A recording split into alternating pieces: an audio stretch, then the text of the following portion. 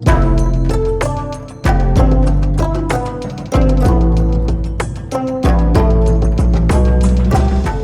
to Embody Your Brilliance, a podcast for visionary daughters of immigrants and creative entrepreneurs. I'm your host, Eunice Kimian, somatic life and business coach, mom, and Korean-American eldest daughter of immigrants. Each week, you'll hear stories, insights, and conversations to help you embody your unique brilliance beyond survival mode, so that you can design a life you actually want and grow a peaceful, profitable business you're proud of that supports you. Hi everyone, welcome back to Embody Your Brilliance. This episode is about the top 7 lessons that helped me grow a peaceful, profitable business as a new mom and eldest daughter of immigrants. So the reason why I'm sharing this episode right now is because I've been feeling sentimental. I'm about 14 and a half months postpartum, and I recently went to an in-person event with different healers and therapists, coaches, artists, and it was just really nice to be in person with folks. And there was a panel, and and there were a lot of moms there too. And I just realized how much of a cocoon I've been in this past year and how my body had just been feeling very inwards when it comes to being in person. Like, I spent so much time with Teo and my family. And even when I've been very much active and visible on social media or through my business, there was this feeling of just like inward care, which I think is pretty natural postpartum. And I noticed that ever since Teo turned 1, I have felt this sense of outward expansion. And I, of course, want to prioritize still that inward energy of prioritizing Teo and our family time and everything, but it's just like a new stage of postpartum, I feel like.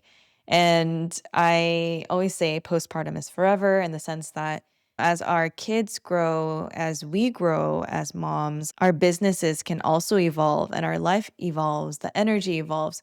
So it's a continuous journey for sure, but I do feel like I'm at a point where I want to look back and reflect on my first year-ish journey as a mom and how that's really impacted how I show up in my business, and the top 7 lessons that I've learned that have helped me rebuild my business and life postpartum in a more peaceful, profitable, aligned way. Because business had taken up so much energy and frankly, like, was stressful in so many parts of my life throughout my entrepreneurship journey, because I I didn't prioritize peace. It was just more of like, how do I make this work? How do I work hard to make this work? And ever since I became a mom, my approach to business has shifted, and I wanted to be able to share what those lessons were. So, I want to start off by listing out the 7, and then I'm going to go deeper into it. So, number 1, design your support system proactively. Number 2, stop overworking to prove your worth. Number 3, be present, not perfect. How do we embrace play and creativity in business? Number 4, let go of the 9 to 5 mindset and trust your energy. Number 5, your business does not need to solve for all of your unmet emotional needs. Number 6, give yourself permission to show up as all parts of you.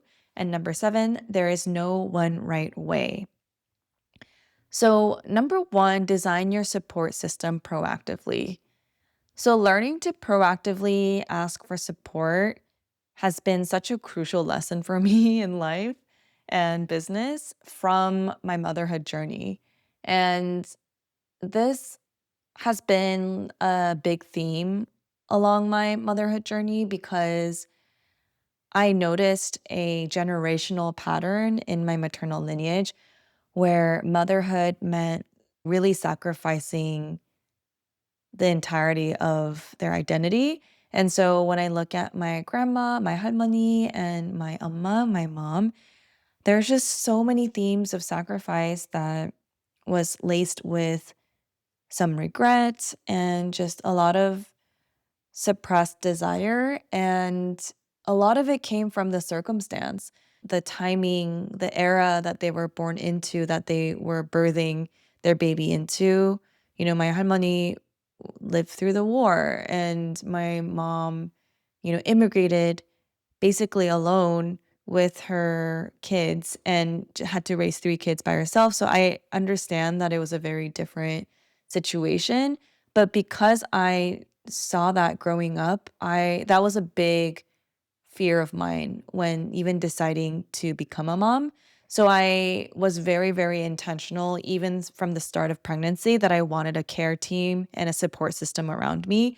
And so it was really when I was pregnant that I learned the importance and the power of designing an intentional, aligned support system around me and doing so like preventatively, proactively before I burn out or spiral, or realizing that support isn't just for emergencies or crisis mode, but it truly is a foundation for well being and sustainable leadership in my business. So, when I was pregnant, I built a care team around me that really supported all of me, like my mind, my body, my spirit.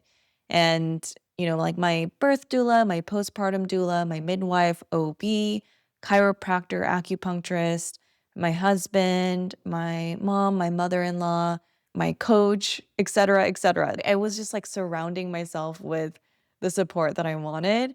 And I was like, oh, why don't I do this for other parts of my life? Like, why do I always try to do things by myself? And so when I gave birth to Teo, postpartum, I was very, very intentional about the support system that I surrounded myself with, not just in my life and motherhood, but also in business. So I decided to really translate that lesson into my journey of rebuilding my business because I had burnt out before in my business multiple times. So I sought out aligned coaches, my business and life coach, my somatic support, and someone who's supporting me with marketing. I just feel so much more stable and supported and resourced in my business because I shifted my mindset of business is hard. Business is me pushing through. I have really deep conviction in myself and my business and the work that I'm here to do and my capabilities and my willpower. So I'll figure it out no matter what, which serves me to a certain extent. Like I'm very confident in my willpower, my hard work ethic, high conviction in myself and my passion for the work that I do. But I realize like that's not really enough for the business and the life that I'm choosing to design for myself. Like I want to feel rested, I want to feel resourced, I want to feel supported, and I want to feel like I'm not in crisis mode or this feeling like I have to push through at the cost of my health and well-being or at the cost of quality time with Teo. I wanted stable. I wanted resourced. And so I know as a high functioning, high achieving eldest daughter of immigrants, that can be incredibly hard. And I think our society is set up where it makes it really hard for moms to ask for support. But what really shifted when I started proactively designed my support system for my business is it shifted from this like martyrdom or just feeling like I have to sacrifice myself to succeed. And it turned it into something that's a lot more self-sustaining. Like, I bring myself, my full self to work, but I know that my business is supported by other people and other resources. So I don't feel this need to overcompensate or overgive. I'm trying really hard not to overdo things and just allow myself to be supported. And it allows me to show up as a leader, as a CEO, as a visionary It allows me to show up in my zone of genius without having to do all the other stuff that doesn't light me up or that isn't actually something that I'm good at. So I realized that it just actually generates better business results too when I'm allowing myself to be supported. And I understand that it takes a lot of emotional courage to ask for support and also a lot of, strategic thinking and intentional action to design and build a support system that works for your life and business. So, yeah, that I would say that's like the number one thing that have helped me grow a more peaceful, profitable, aligned business. So, number two, stop overworking to prove your worth. So, this one, it's just been a lifelong journey of realizing that, okay, I'm a Capricorn rising. So I don't know if you are an astro person, but those of you who know, you know. Capricorn risings are so intensely focused on building their careers, working really hard, building financial abundance, all of that. And so I have worked really hard in my life, all my life. And I saw it as a way of being successful, saw it as a way of feeling loved and worthy. And I knew that if I worked hard, things would work out. At least that's what I told myself. And to some degree, it got me to where I got to. I got me to this part of my entrepreneurial journey. And I know that my hard work helped me get there, but it really capped my growth in my business because I would always hit a wall. I would always hit a point where I would burn out. I would always hit a part where I would feel so tired and exhausted in my business and would second guess whether or not it's all worth it. So yes, I'm getting results, but it's actually making me less money than I want because I get so tired that I need to rest in a way that I wasn't ready for. The emergency brake gets pulled without me wanting to. And then it makes me sick and I'm out of commission for a long time in an unpredictable way, or my back hurts. I have a headache. Now I'm not operating at my best level. So I'm realizing that like overworking actually doesn't help me create a profitable business, period. And it certainly does not help me create a peaceful business. And so I really wanted business to stop feeling like this 24/7 performance review where I'm just hard on myself and pushing myself past my limits all the time. And this is a generational thing. Like I see my dad, I see so many people in my family just working so hard and yeah, being in perpetual exhaustion. And I really wanted to break this cycle of burnout, break this cycle of over functioning, overworking, abandoning myself to get to where I thought would give me the sense of worth that would make me feel at peace.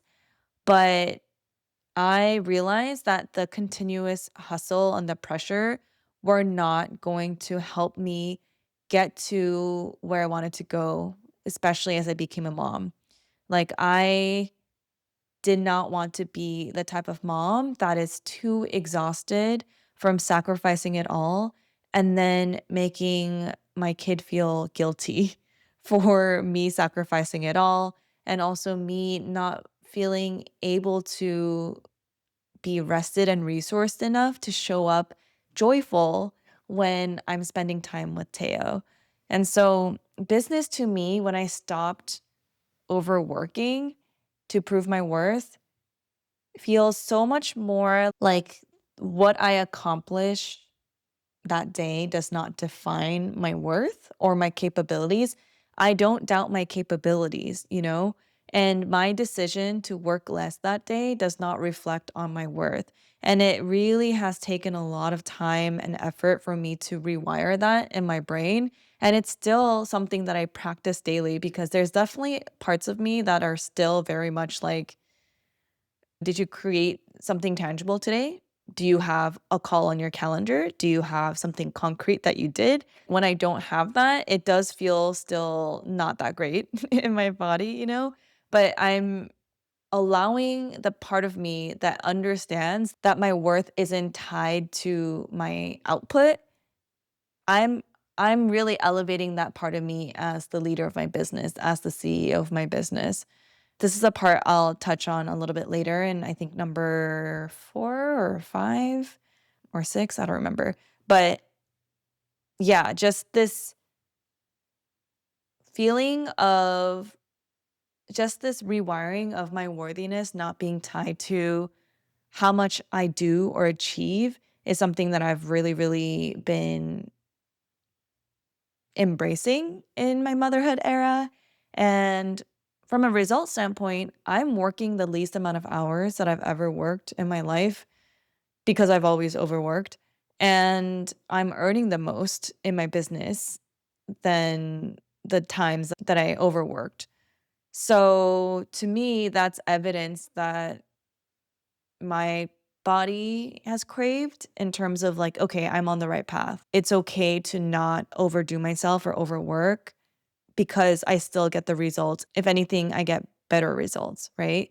So that's number 2. Stop overworking to prove your worth. Number 3, be present, not perfect. How do we embrace play and creativity in your business? So for me, I am learning lessons from Teo every day. And he's 14 months old and he's just totally in his toddler phase of just being super curious. He can just spend a lot of time taking something out of a container, putting it back in the container. And then he has this mischievous look when he's just power crawling everywhere and looking back and seeing if I'm noticing because he knows he's not supposed to go to the bathroom and play with the toilet. But he's just so funny. And he has this magnetic, curious, spontaneous personality where he just is very strong-willed and just wants to play and wants to splash water all the time and get everything messy, and he is just having a blast, and I have learned so much from observing him and playing with him because the eldest daughter, Korean American, 1.5 gen in me, I don't remember so many parts of my childhood, and I grew up so quickly because I became an older sister when I was 4 years old. And so my entire conscious memory of my life is as a responsible eldest daughter and big sister. And so as a mom to this 14-month-old baby, I'm relearning play. Like I'm learning to bring lightness and play into my life and also my business. And it's like I'm reliving my childhood through him by realizing how things can just be so fun and creative and it doesn't have to be super serious. And I also want to validate the parts of me and maybe parts of you that treats your business like survival because maybe it was. Maybe it is, and it certainly has been for me. And so it makes sense that I was like treating it super seriously and not thinking of it as play or creativity because I need it to support my life and generate income for me. But what that does is if I'm operating from survival mode and this place of this business has to work out for me no matter what, and it has to give me X number of dollars right now, it is a very constricting sensation in my body of the stakes are so high that I can't afford to mess up. And it restricts my ability to think expansively or creatively or show up in a fun, present way because I'm so in a tight grip with my business. So I've learned to trust that I don't need to over prepare. I don't need to be perfect and do things quote unquote right. I can just trust what's alive in me. And when I show up embodied and present, things flow better. And the reason why I'm able to trust that is because I see evidence of it. When I'm just fully present in my one on one coaching calls, when I am just present, when I show up online, whether it's in an email or even in this podcast, things just work out better. My clients feel more supported. People feel more connected with me. I have more fun. And so they're having more fun. And me showing up as my resourced, rested, imperfect, fun, playful, creative self allows other people around me to do the same and move themselves out of survival mode because we're all social animals and our nervous systems sort of sync, and it makes me think of like period syncing, but like it kind of is, like our nervous systems find resonance, the waves sort of connect. And sometimes if it doesn't connect, there's this dissonance, right? And for me, as a coach, as a guide, as a mom, I'm always challenging myself to show up as my most resourced, playful, creative, imperfect, present self now because it's like I'm holding that frequency. And even if someone is coming into my world or in the room with me who's feeling dysregulated or feeling, in survival mode or just feeling so much pressure to be perfect, I'm hoping that by me showing up as my most present self, as my most playful self, some of the energy is contagious. I'm also giving myself the capacity to meet folks where they're at and be able to hold space for them because I'm feeling resourced. Because if I'm feeling dysregulated and another dysregulated person comes into the room, it doesn't really help.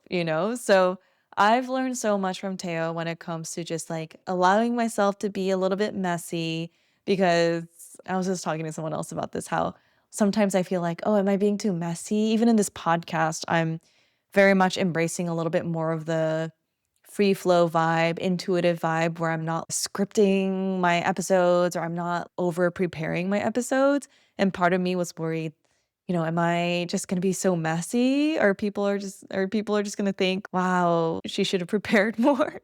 But I realized that my baseline of messy is not that messy. Eldest daughter, Korean American, daughter of immigrants, messy is typically not that messy relatively. So that has been a source of giving myself the pass that when I'm quote unquote messy, it's not that messy. So if anything, like perfectionism is what gets in the way and makes it less potent because I'm less able to be more present if I'm just over preparing and trying to be perfect and in my head.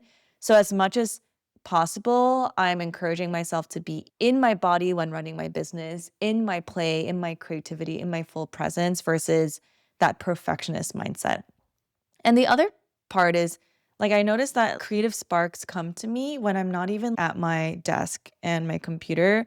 So even when I'm playing with Teo, sometimes I have a little notebook next to me in case an idea comes to me, but I don't want to be on my phone. So I'm just like jotting down something. And even as I'm talking to him or going on a walk or resting or taking a shower, not during quote unquote work hours, I just feel creatively inspired sometimes, and that is part of my business too. And so being more fluid with how I run my business beyond the serious, buttoned up perfectionist mindset. Okay, so number 4, letting go of the 9 to 5 mindset and trusting your energy. So this has been a big lesson for me as a mom because we've just been so ingrained. Okay, I'll just speak from my perspective. Being in corporate, I've just been so ingrained in the 9 to 5 schedule. And what I meant by overworking was that I was working before and after 9 to 5. But I realized like the 9 to 5 is pretty arbitrary and very much geared around just the corporate nature of what the company wants. And I understand that it might have come from back in the day when we were more like a farming culture, and that's when the sun was up, and then that's when the sun goes down. And so that's when you have time to work on something. But especially when running my business, which is mostly virtual, my coaching business, I chose that for a reason. It's very flexible. I chose that also for a reason when it comes to my motherhood era because I want to be able to create a flexible lifestyle where I'm not tied to a desk 9 to 5. I mean, and if you add commute, like 7 to 7, like I don't want to be away personally for 12 hours a day because part of my version of success is being physically available and present and able to show up for future drop-offs and pickups. And I want to be there for Teo's big milestones, like his first walking, his first talking, and I just want to be there and be able to hop out and just see it. And that's why I decided to do something that allows me to work from home and decide my own hours and not have to report to anyone. And yet, there I realized there was this part of me that was pressuring myself to be like, "Oh, why can't I work from 12 to 1 when it's lunchtime?" And feeling frustrated or like realizing that my childcare goes up until 4 p.m. So I can't work that last hour from 4 to 5. And I was like, wait, why do I have to work from 9 to 5 and feel like I'm not meeting my goals if I'm working less than that? So I actually work less than 9 to 5 now. And I realized that I have more energy in the morning for certain activities, and I have this sort of dip in energy, and then afternoon I get a little pick me up. And honestly, in the evenings, I'm also very creatively inspired, but I have these constraints that I'm working with, namely Teo's schedule and my childcare schedule to work around. So it just became a lot more peaceful in my body when I just let go of this expectation or this need for me to conform to a 9 to 5 schedule and also honored my energy when designing my schedule. So I started tracking my energy and seeing what I ended up feeling like being in the mood to do at various parts of the day. So I now end my workday at 4 p.m., not because necessarily that's when my body wants it to, but because that's when my mom has to leave after babysitting Teo. So I designed a workday where I wake up and Nick and I are watching Teo because Teo likes to wake up early. We have our little morning routine, we have breakfast, go for a walk, and then we either have some sort of childcare support from like 8 to 12, or I take the 8 to 12 shift. Then another game changer was that I sometimes work in the evenings and sometimes work on the weekends. Not a ton, but maybe just like 30 minutes or an hour. I support my clients through Voxer, like a voice note text app at different parts of the day because I don't follow a 9 to 5 schedule for my work. And sometimes I just have a lot more energy and time in the evening versus in the middle of the day when I'm caring for Teo. And I used to feel guilty about that or weird about that, like, oh, I'm overworking or I'm just like working around the clock when I'm not supposed to. I have these unconventional work hours. What if I'm bothering someone at night? But it's like you can schedule things to go out in the morning. I realized that why am I so worried about me breaking the rules of the 9 to 5? And how can I just give myself permission to design a business and work schedule and life that works for me and my family right now and works for my clients and have clear expectations around it? There's nothing wrong with it. If I count up all the hours that I'm working, I'm still working less than I used to work before. And I'm working less than what I used to work at 9 to 5.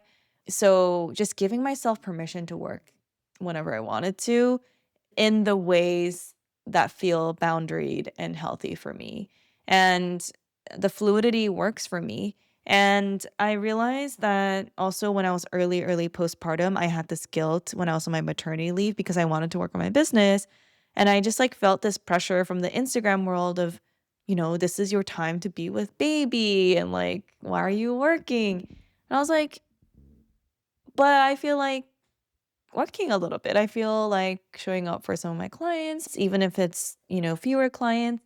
I felt like using my brain in a different way, not at the expense of being with Teo, but just in addition to, and it just was working for me and it made me happier as a mom if I did a little bit of business, even when I was like a few months postpartum or even weeks postpartum.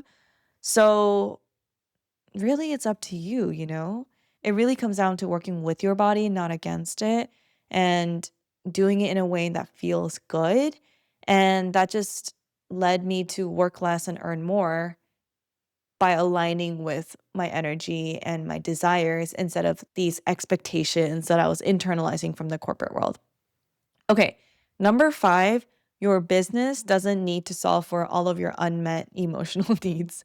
Okay, so I'm laughing because this is so real. People joke that entrepreneurship is like personal development times 100, as in going through entrepreneurship brings up so many either unhealed wounds or just anxieties or things that maybe we thought we worked through in therapy, but it shows up in our business. Sense of like urgency, feeling like we have to prove ourselves, feeling like we have to do it all in order to be successful, feeling like we have to over deliver in order to be good enough to raise our rates, things like that. There's just so many ways that entrepreneurship becomes emotional and business becomes very emotional. And I realized that I used to put so much pressure on my business to give me everything, to give me a sense of peace, to give me a sense of pride, success, validation, joy, purpose. Like, I just wanted my business to be this perfect holy grail thing that would just solve all my issues. But I realized that's so much pressure, first of all, for something to give me. And it leads me to overwork because I'm just putting all my eggs in one basket. It leads me to neglect other parts of my life because I'm attaching all of these emotional needs to my business. And it also makes my business decisions a lot harder because the stakes feel so high every single time I'm making it. I feel like so much pressure when making a micro decision because what if I make this decision and it doesn't give me the validation, the joy, the peace, the purpose? It's like so much of life needs into my business. So I've since then asked myself, how can I make business feel more neutral? And it's not to say that I'm not deeply passionate about it because I am, but it just isn't my whole life, you know? I realized you are not your business. I am not my business. And my business does not have to be responsible for fulfilling all of my emotional needs. And how can I fulfill my emotional needs in other ways too? Whether it's finding meaningful connections and relationships outside of my business where I get the joy, the validation, the connection, and also business relationships and conversations and connections that feel that way too. So it's not one over the other, but how can I diversify where I meet my emotional needs, you know? And how can I get it from myself as well so that I'm not relying on external validation? So, really, I'm like remothering and reparenting the parts of me that believe that performance, high achievement, success equals love and worthiness. And realizing that, you know, as I'm remothering myself, I'm teaching myself that my business doesn't have to be the thing that gives me love.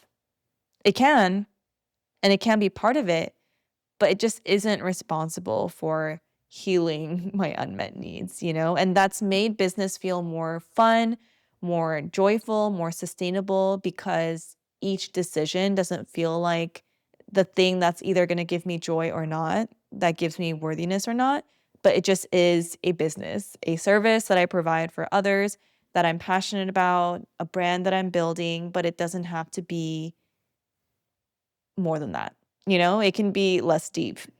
So that's number 5. Number 6, give yourself permission to show up with all parts of you.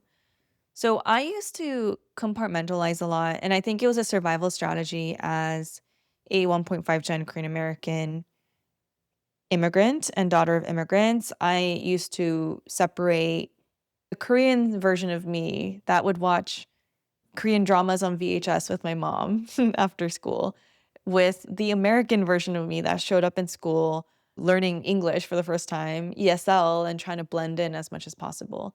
There's the corporate me where I just showed up very much no nonsense, very strategic, using my intelligence and my hard work to achieve. And the life me, the home me, where I was more silly and just, I don't know, like more creative, and parts of me that I didn't feel like I had to wear this armor in business or in corporate.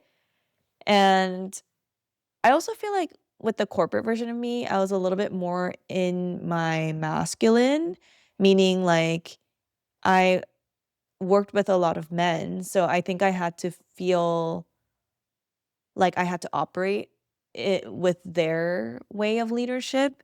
And I feel like it really hardened me. And I think there was this softer version of me that appeared through my healing journey and also through my motherhood journey. And then there's like the artist version of me, the creative, the performer, the dancer version. There's the eldest daughter in me. I mean, there's many, many parts. And there's another part of me that's like very much, I don't care. I'll just show up shameless and do my thing and very confident. There's just a lot of different parts of me. And I realized that there were certain parts of me that were running the ship in my business for a very long time. The corporate version of me that was very much operating under, let's see measurable results. You need to grow at all costs as fast as possible, hyper growth stage, very startup like, and do more. If there's 10 things on my list, do 20. There's a version of me that's like that was running my business that was basically, first of all, not fun to work with. And number two, just was not compatible with the type of peaceful, profitable business that I wanted to create as a mom. And through my pregnancy, birth, and postpartum journey, it really, really allowed me to feel the power of soft leadership. When I was in my femininity, in my softness, in my ability to create life from my body, like I realized that my soft power is actually so powerful. And literally, with my actual birth experience, I had to relax my body in order to push a baby out. And through such an intense experience, I had to surrender. And it is a type of leadership and care and presence that I viscerally learned in my body, that being a mother can be extremely powerful. Being soft in my power can be incredibly strong. And being relaxed and confident is my superpower as a mom. So I identified this part that appeared after I became a mom called the relaxed, confident mother. And she just leads with intuition. She doesn't second guess herself. She doesn't second guess that she's Teo's mom. Like, I just don't, I'm not critical of myself as a mom. And I know like everyone's experience is different, but for me, I just have this relaxed, confident version of me when I am thinking about being a mom to Teo. I just know what to do. And if I don't know what to do, I'll find out, and I'll learn. I don't feel this perfectionist side of me. Maybe I'm just like a type B mom. I don't know what it is, but I realize that I want to make her the CEO of my business. I'll have the part of me, the corporate, the part of me that's very much intent on results and, growth and everything. She can be the relaxed, confident mother's executive assistant, but I want the relaxed, confident mother to be my CEO. And so, really, I've allowed myself to just not have it all figured out perfectly and all be all nice and neat in order to show up in my power, to show up in my soft power. And I don't feel this need anymore to compartmentalize myself necessarily. Although it is an ongoing journey, I find myself doing that sometimes still. So it's really allowing myself to feel safe enough to show up as all parts of me and not feel like I have to be this like professional or authoritative or perfect version of me in order to find success. Just being my multidimensional, imperfect, soft, powerful version of me with all parts of me has been really, really freeing. And also, I've attracted so many amazing clients who are going through their own versions of this. Like, how can they reintegrate parts of themselves that they have neglected or were in hiding and want to reintegrate back into their life and also business journey? And I don't have to hold one identity at a time. It's like I can hold multitudes. And so, not having to choose one version of myself, but just allowing different parts of myself to lead in my business and allowing the other parts to be clearly in their own power. So, like, recognizing that the version of me that's very much focused on growth, like she's also very powerful and very much needed in my business. She drives my business forward. So, how can I give her a job? So, she's the executive assistant, but there's a clear scope to her work where she's not just taking over my business, and helping her develop a relationship with the relaxed, confident mother CEO so that she trusts her and also empowering the relaxed, confident mother, the CEO, to be the leader that I know she can be and to develop the relationship with my executive assistant, the corporate version of me, so that they can work together. So that's number 6. Give yourself permission to show up as all parts of you. Finally, number 7 is there's no one right way. I say all of this to basically caveat like everything that I just said. Those are the top 6 lessons that I've learned that have helped me and many of my clients on their journey of business, motherhood, and as a daughter of immigrants. But there truly is no one right way. And that's really the foundation of how I support folks in the first place is how can I help you connect more with your own body, your own nervous system, your own sense of intuition and your self-trust so that you feel grounded and confident to make decisions in your business and grow it in the way that is aligned with you and your unique definition of success. Not a blueprint, not a formula, not my way of doing things. Really, like I'm helping you hear and listen to your body and connect with your version of success, your version of business that's going to give you what it needs. So, this is an invitation to ask yourself, what's your rhythm in your business right now? What's your style? What's your version of wanting to show up as an entrepreneur, creative, human leader, mother, eldest daughter, or daughter of immigrants, or whatever intersection of roles that you are holding in this moment? What is your way that you want to show up? And allowing your business to bend and reshape with you as you evolve, because we're always evolving and like I look at Teo and my life looks so different now as a toddler mom than as an infant mom.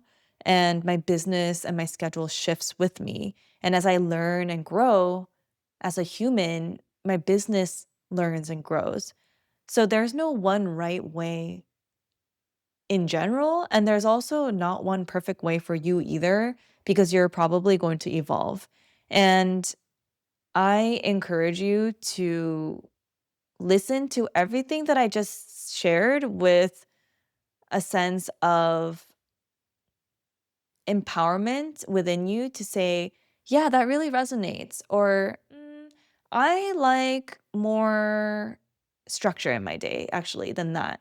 Like I share my 7 lessons as an invitation for you to reconnect with your versions of success, your version of growing your business. And again, it's really not about like doing it all, but doing it your way. What's your way of doing it? And that's going to be the most powerful strategy. That's going to be the most profitable strategy for you. And it's going to be the most peaceful strategy, the most sustainable strategy. So I'm curious to hear from you. DM me, email me, however way you want to get in touch with me, what lesson of the 7 lessons speaks to you the most in this moment? What's your lesson that you've learned from doing life and business, either as a mom, eldest daughter, daughter of immigrants? I would love to know. I hope this episode resonated with you. And if you're in the season of calling in that proactive support to design your support system in your business and life and to figure out what is my way, what is my process, my unique way of being in my zone of genius and creating a business that supports my life, and what is my definition of success, and how do I bring it to life in a sustainable, joyful way? And how do I bring my creativity and play into my business and still make it profitable so that it supports me, so that I can show up for pickups and drop offs and whatever it is? I invite you to get on my calendar, book a one-on-one clarity call, or DM me. I would love to hear what's present in your business and life journey. In my one-on-one somatic life and business coaching, I support daughters of immigrants, entrepreneurs, and creatives who are on their journey of creating a peaceful, profitable business that supports your needs, that gives you the life and the freedom and the stability that you actually want, and doesn't require you to sacrifice yourself or your well being or your creativity along the way. So, whether you're in the process of rebuilding your offer, refining your business model, or figuring out ways to attract more aligned clients or grow your profit, take aligned action, and find ways to be more visible and feel safe along the way, I would love to support you. I would love to connect with you. In our one on one clarity call, what we'll do is hold space for your top goals, your vision for your next 6 months, and clarify what that looks like. And also, we'll talk through the top obstacles or the points of resistance in your way. And then we'll talk through a 6 month plan to be able to overcome your top obstacles and your challenges in order to make your vision come to life in the way that you want it to. And in my one on one coaching, I am your biggest cheerleader. I am your mirror. I will hold space for you. I will go in the trenches with you and also be a midwife for your vision to make it tangible and come to life and to do it in a way that honors your needs and capacities. I love this work. And I invite you to get in touch with me and also share this episode with a fellow mom, daughter of immigrants, or creative who's craving a different way to do business and life. So thank you for listening, and I'll catch you in the next one.